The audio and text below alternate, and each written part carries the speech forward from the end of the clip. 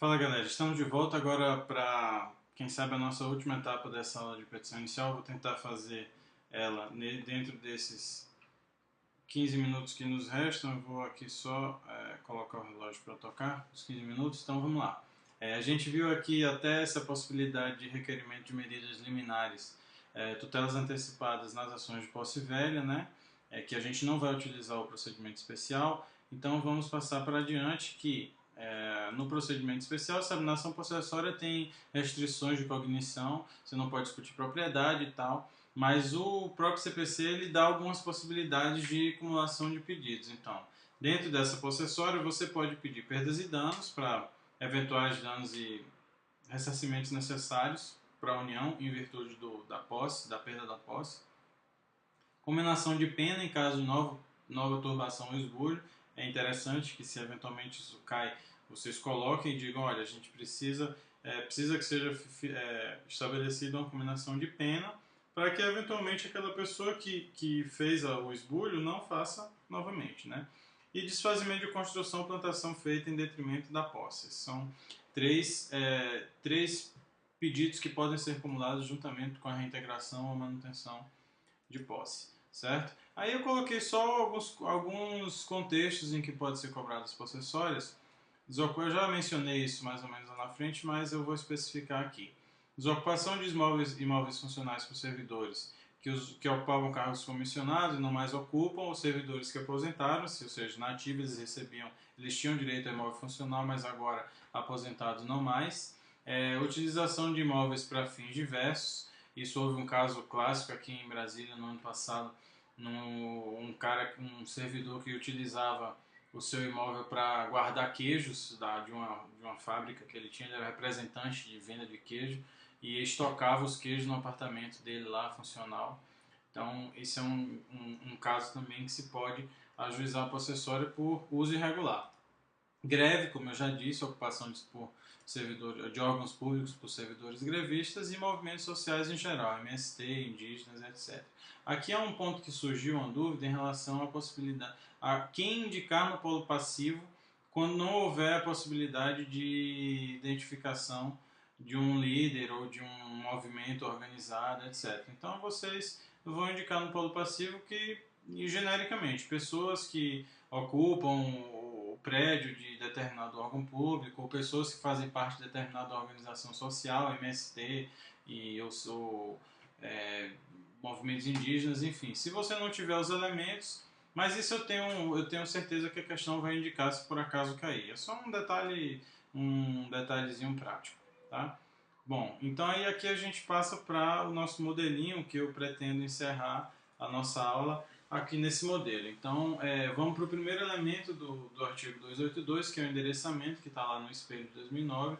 Então, vocês vão colocar: excelentíssimo senhor doutor juiz federal da espaço vara federal da seção judiciária do estado tal, ou do Distrito Federal, se eventualmente a questão disser.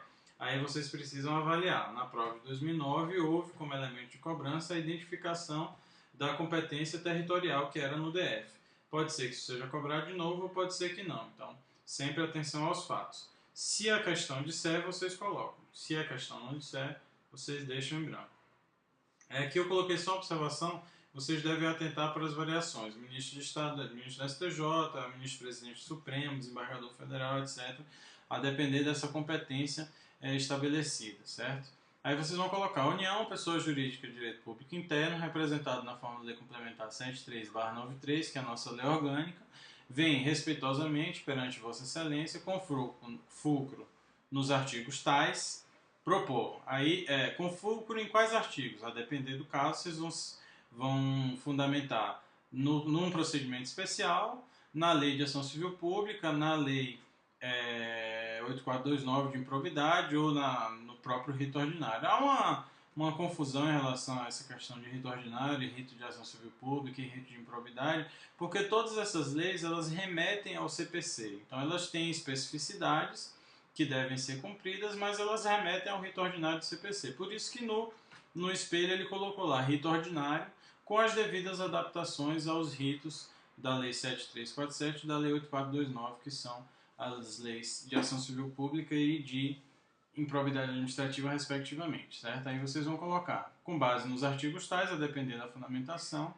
ação de ressarcimento de danos materiais, aí pode colocar também ação ordinária de ressarcimento de danos, ação de manutenção ou reintegração de posse, no caso da ação possessória, ação civil pública por improbidade administrativa. Aí vai depender do caso concreto. Aí vocês colocam em face de fulano, fulano, fulano, coloca as qualificações de cada um deles, se eventualmente houver, se não houver, vocês somente escrevem qualificação, pelos fatos e fundamentos jurídicos que a seguir serão deduzidos. Esse é o início da peça de vocês, certo? Endereçamento, classificação, qualificação da união, fundamentação do rito adotado, nome da ação, nome entre aspas, a ação não tem nome, mas a gente normalmente na petição inicial coloca um nomezinho, e polo passivo, qualificação, certo? Polo ativo, nome, polo passivo. Bom, aí passando para a parte da peça, né? A gente vai abrir um tópico para tratar dos fundamentos.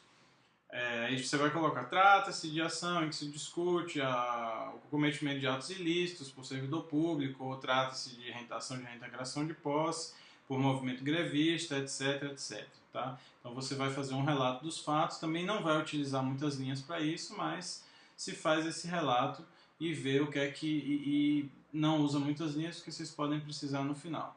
Terminou o relato dos fatos, era o que cabia relatar. É o termo que eu costumo utilizar. Vocês podem utilizar o relatório, eis o relatório, tanto faz. Tá? Aí eu coloquei aqui como sugestão a abertura de um tópico, se houver abertura para isso, para falar sobre a competência, justificação da escolha da competência. Por exemplo, você pode justificar que a competência do Jeff, e você vai dizer por quê. Porque é abaixo de 60 salários mínimos, então obrigatoriamente tem que tramitar pelo Jeff. Se for uma ação de competência de tribunal superior, no caso de greve, por exemplo, de âmbito nacional, você pode justificar, dizer que a ação está sendo ajuizada no STJ porque a greve é de âmbito nacional e etc. Então, aí eu coloquei uma outra observação, que no caso de ação civil pública, você deve atentar para o local da ocorrência do dano, que será considerado foro para a propositura da ação. Está no artigo 3º da Lei 7347, certo? Nesse caso, você vai lá no endereçamento e você vai colocar vara federal tal da seção judiciária do local tal, porque o dano ocorreu naquele local, certo? Então, abriu para competência, aí você traz os fundamentos jurídicos do seu pedido. Eu recomendo, assim como fiz na aula de parecer, a utilização de uma estrutura de tópicos. Ou seja, todos os elementos que forem levantados na proposta de questão, vocês vão trazer para cá e vão dizer, por exemplo, do fracionamento de licitação, do cometimento de dano erário, do cometimento de ato ilícito, etc. Então vocês vão elencar cada um dessas argumentações. Dentro do tópico, vocês argumentam aquilo que vocês entendem ser importante para o deslinde da situação, e assim vocês não esquecem nada, e como eu disse na aula de parecer, vocês vão facilitar e muito a correção da prova de vocês. Aí eu coloquei mais, vocês podem abrir um tópico com a especificação dos fundamentos para a concessão de tutela antecipada ou de medida liminar. Aí aqui você comprova os requisitos 273, prova inequívoca, verossimilhança, fomos boniures e periculum in mora, etc. Ou se for no caso das possessórias, vocês vão ter que comprovar esbulho, turbação, ameaça, data em que ocorreu, para comprovar que está dentro de ano e dia, etc. Então, é importante isso. Na prova de 2009, você teria que abrir um tópico específico também, ou pelo menos tratar sobre a necessidade de sequestro dos bens. Então, era um elemento essencial, é possível que venha na prova de vocês. Aí vocês vão abrir um tópico do pedido de sequestro de bens, está lá específico na lei 8429, e aí vocês vão ter que dizer, em virtude dos ilícitos cometidos, da necessidade de ressarcimento das despesas dos ilícitos por parte da União, requer o sequestro dos bens, etc., bloqueio, penhora e etc. Né? É possível que haja necessidade de abrir um tópico nesse sentido. Bom, fizemos aqui, só para retomar, fizemos endereçamento, fizemos qualificação das partes, fundamentação do rito da ação, nome da ação, que é o que tradicionalmente se faz, qualificação do polo passivo, elementos fáticos, elemento de competência, justificação de competência, fundamentos jurídicos, tutela antecipada, eventual sequestro de bens, se for o caso, e por fim nós vamos para os pedidos. Então, ante o exposto, requer. Aí aqui são vários requerimentos que eu elenquei vários aqui que estão na Lei 8429 que podem cair, estão no procedimento das ações possessórias e estão no artigo 282 do CPC, que é a base para a formação de uma petição inicial. Então a gente vai pedir citação dos réus. Aqui 3 elementos da 8429. Recebimento da petição inicial, que está no artigo 17, parágrafo 9º. Manifestação prévia dos réus, que está no artigo 16, parágrafo 7º. Acho que aqui é 17, não é 16. Depois vocês confirmam. Intimação do Ministério Público Federal, no caso, ação por improbidade, artigo 17, parágrafo 4º, também da 8429. A concessão de medida liminar ou tutela antecipada, conforme vocês tenham pedido. Expedição de ofício aos órgãos de registro de bens, cartórios, DETRAN, para sequestro, arresto ou bloqueio de bens. Isso aqui não só no artigo pela lei de improbidade, tá? Se eventualmente isso cair também na ação de ressarcimento, vocês podem pedir a penhora, o bloqueio para evitar a dilapidação dos bens, que eventualmente isso pode ser objeto de cobrança no espelho. Aqui eu coloquei Bacenjude, que é aquele bloqueio direto na conta. Isso pode ser um elemento importante, embora não seja um dos requisitos do 282, mas é possível que a questão especifique e você vai lá no final e pede para que o juiz bloqueie direto na conta, para que se garanta o ressarcimento para a União. Tá? Protesto por provas, especificamente testemunhal, documental e pericial, eventual intimação de testemunhas para prestar depoimentos, certo? Aí no final você coloca o valor da causa, dá à causa o valor de tantos reais, nestes termos, pede deferimento, local, data, advogado da União.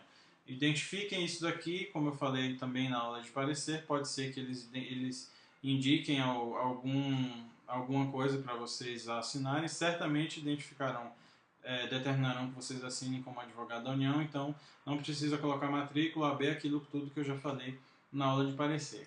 Bom, então, gente, esse é o esqueleto de uma peça com todos os elementos essenciais previstos no artigo 282 do CPC, ritos específicos da ação possessória e rito específico da lei de improbidade administrativa. A proposta é trazer só a questão formal. Eu trouxe ainda alguns elementos que podem ser cobrados de casos específicos, como as despesas com novas eleições, eventual ação de improbidade ou ações possessórias, porque são elementos que sempre ocorrem no dia a dia do advogado da União. Tá? Espero que tenha sido proveitosa, assim como achei que foi a aula de parecer, e principalmente por todas as mensagens que recebi, me colocando novamente à disposição para tirar dúvidas. Podem encaminhar e-mail para mim direto, que eu estou à disposição. Durante o decorrer da semana vamos tentar fazer outras aulas, está apertado de tempo, mas a gente vai tentar. E é isso, boa sorte, vamos continuar estudando e até a próxima.